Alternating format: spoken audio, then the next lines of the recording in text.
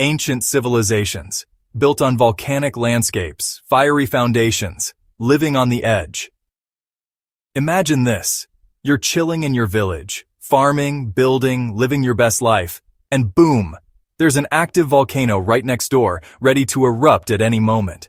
Sounds like a nightmare, right? Wrong. For some ancient civilizations, this was their secret sauce to building some of the most incredible societies in history. These people didn't just survive next to volcanoes. They used them to dominate. From fertile soils that grew crops like nobody's business, to natural fortresses that kept enemies shaking in their sandals, these volcanic landscapes were the ultimate game changer. Let's dive into why these civilizations said, "Volcano, psh, we got this," and turned danger into opportunity. So, why would anyone in their right mind set up shop next to a volcano? It's not like they had a death wish. The truth is, volcanoes were like nature's treasure chests. First off, volcanic soil is insanely fertile. When a volcano erupts, it spews out ash loaded with nutrients like potassium and phosphorus. Basically, the ultimate fertilizer. Civilizations like the Romans in the shadow of Mount Vesuvius or the ancient people of Costa Rica near a renal volcano figured this out quick. Their crops were popping off, feeding massive populations and fueling trade empires. More food equals sign more people equals sign bigger, stronger societies. Boom! But that's not all. Volcanoes also coughed up rare minerals like obsidian, a shiny black rock sharper than any sword.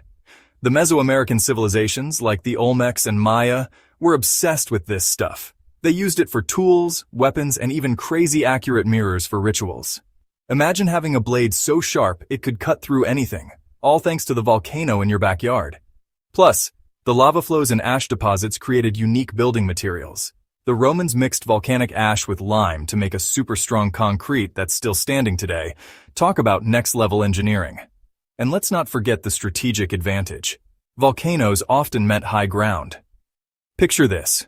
You're an ancient warlord trying to invade a city built on a volcanic slope. Good luck climbing that while dodging arrows from above.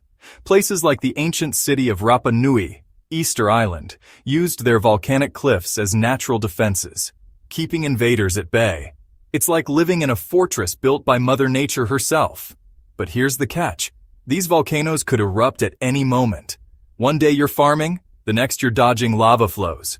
So why take the risk? Because the rewards were just too good to pass up. These civilizations weren't just surviving. They were thriving, building massive cities, temples, and empires on the edge of destruction. That's the paradox. Volcanoes were both their greatest ally and their biggest threat. Insane, right? Let's zoom in on some of these ancient civilizations that were straight up bossing it on volcanic landscapes.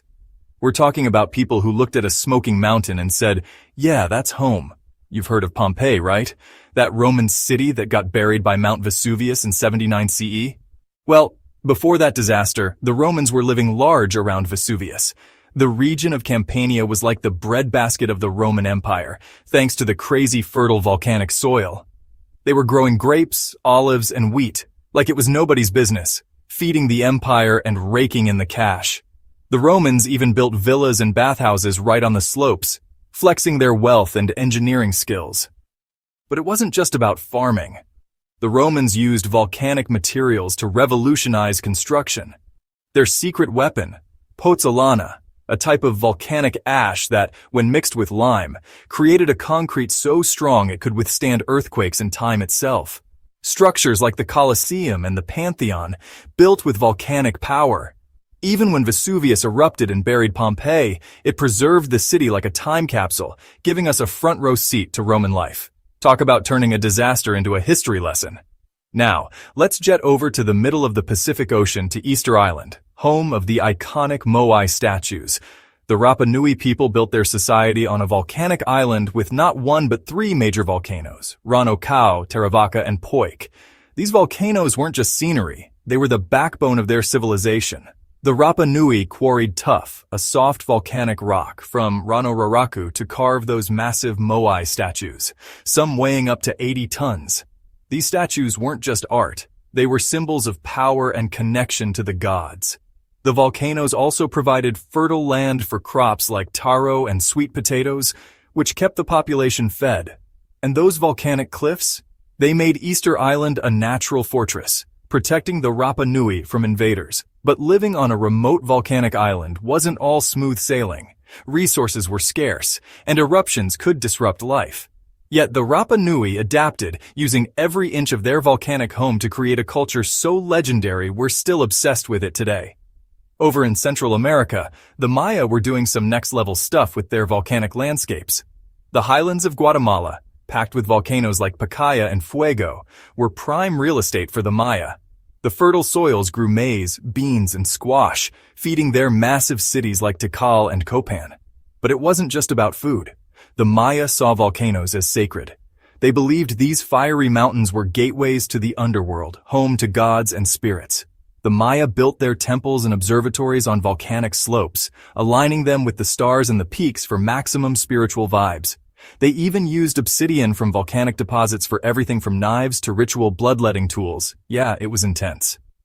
The volcanoes were so central to their culture that they shaped their religion, art, and even their calendar systems. When eruptions happened, the Maya didn't panic. They saw it as the gods speaking and doubled down on their rituals. That's next-level dedication. Speaking of gods, volcanoes weren't just resources for these civilizations. They were straight-up holy.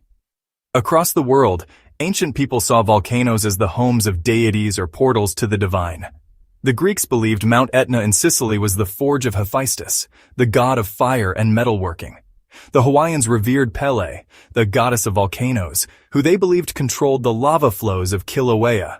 Offerings, rituals, and even human sacrifices, yikes, were made to keep these fiery gods happy. For the Aztecs, Popocatépetl was a sacred mountain tied to their warrior god Huitzilopochtli. They built temples and made offerings to honor the volcano's power, believing it protected their empire. These spiritual beliefs weren't just superstition. They gave people a way to make sense of the unpredictable chaos of volcanic life. When an eruption hit, it wasn't just a disaster. It was a message from the gods, a call to action. That mindset helped these civilizations stay resilient, even when the ground was literally shaking beneath them. Living on a volcano wasn't all sunshine and rainbows. Eruptions could wipe out crops, bury cities, or poison the air with toxic gases. So how did these civilizations deal with the constant threat? They got smart. The people of Santorini in ancient Greece, for example, built multi-story houses with thick walls to withstand earthquakes caused by their volcano, Thera. When eruptions hit, they rebuilt, learning from each disaster to make their cities stronger. In Japan, the Ainu people developed myths and rituals to appease volcanic spirits, which helped them stay calm and organized during eruptions.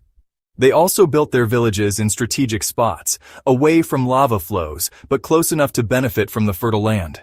It was all about balance, respecting the volcano's power while milking it for everything it was worth. These ancient societies didn't just survive volcanoes, they used them to create cultures that still blow our minds today. The Romans' volcanic concrete is still studied by engineers.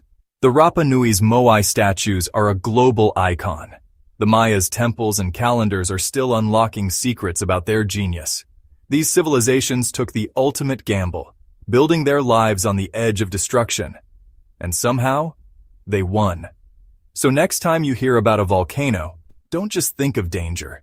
Think of the absolute legends who turned fiery mountains into the foundation of their empires. They didn't just live with volcanoes, they made volcanoes work for them. And that, my friends, is how you turn nature's fury into pure, unadulterated awesomeness.